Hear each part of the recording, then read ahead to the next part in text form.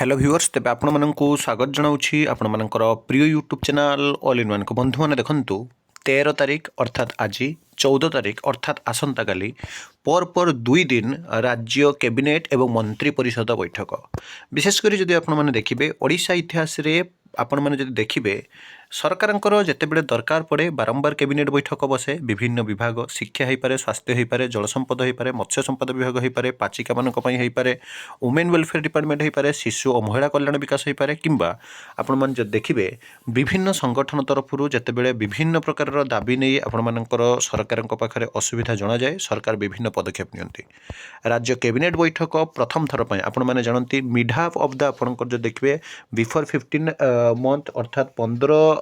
तारिख पूर्वर माने आपंकर गोटे मासर 15 तारिख पूर्वर गोटे कैबिनेट बैठक 15 तारिख पर गोटे कैबिनेट बैठक बा दरकार पड़े 3 4 थर आपंकर बैठक बसार देखा जाइए किंतु आज एवं आसंता काली मुझे गोटे गोटे देखी कंप्लीट वीडियो देखिए 13 राज्य कैबिनेट माने आज एवं 14 तारिख अर्थात आसंता काली मंत्री परिषद और कैबिनेट बैठक डिटेल्स आम आलोचना करवा कौन अच्छी कौन ना कौन सब घटना आपंकर जहाँकि लिस्टिंग हो विशेषकर जब आप देखिए जेहेतु 20 तारिख रु आपंकर बजेट सेसन रोचे तेणु तमाम घटना को नहीं कौटी ना कौटी समस्त मन मध्य जो आशा उद्दीपना और गोटे आकांक्षा लगी रही ता भितर आपर कौ सब फाइल लिस्टिंग हो कौ सब विभाग में विभिन्न प्रकार कैबिनेट बैठक में मोहर बाजिब सरकार मंजूरी देवे से सब उपर नजर अच्छी मुझे सबकि डिटेल्स जनइबी प्रथम देखो 13 तारिख आज दिन कथा राज्य कैबिनेट 13 राज्य कैबिनेट गुरुत्वपूर्ण बैठक राज्य सरकार पक्षर 2026-27 आर्थिक वर्ष पर विधानसभा बजेट अधिवेशन 17 रु आरंभ हो अर्थात 17 तारिख रु अधिवेशन आरंभ हो एथि सरकार पक्षर व्यापक कसरत गत 1.5 मास धरी चली परिप्रेक्षी में राज्यवासी को किभली मौलिक सुविधा सुजोग हाथ पांतरे मिल अर्थात बेसिक नीड्स रोटी कपड़ा मकान फूड क्लथ सेल्टर मिल पार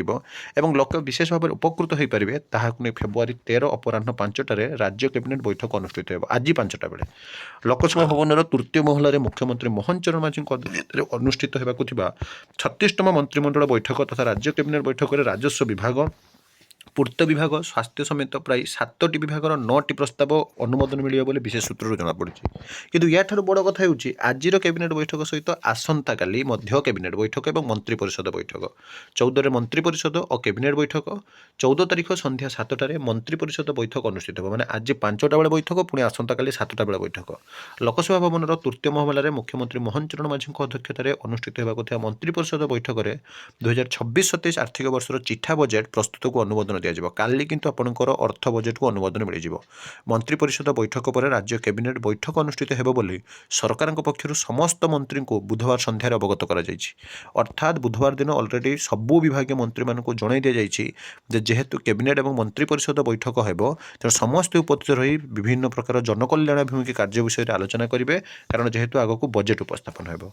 आम देखीजे विभिन्न समय जितेबले भी आपंकर कैबिनेट बैठक बसी से मुख्य शासन सचिव आसी एवं सरकार आगामी आभिमुख्य बजेट सबू कथा को जहाँकि वर्णना कर विशेषकर आप देखिए जो सब विभाग में विभिन्न समय आंदोलन हुए सरकार दाबी उपस्थापन हुए वास्तव में से सब विभाग को कौन अनुमोदन मिलूँ आज देखापी बाकी रहा कि गोटे कथा स्पष्ट आगामी नियुक्ति हो पारे दरमा वृद्धि हो पारे विभिन्न बजेट ही सबकि फुल एंड फाइनाल हुए तो आज कैबिनेट बैठक और आसंता काल कैबिनेट बैठक फल जितेबाला भी आसूँ आपने प्रथम आम चैनल पाइपर तेणु सब ऑथेंटिक जेन्युइन और ट्रस्टेबल इनफॉरमेशन चैनल को सब्सक्राइब लाइक शेयर करूँ एक नुआ भिडियो सहित पुणी थे आपको आसबि बंद उत्कल जननी।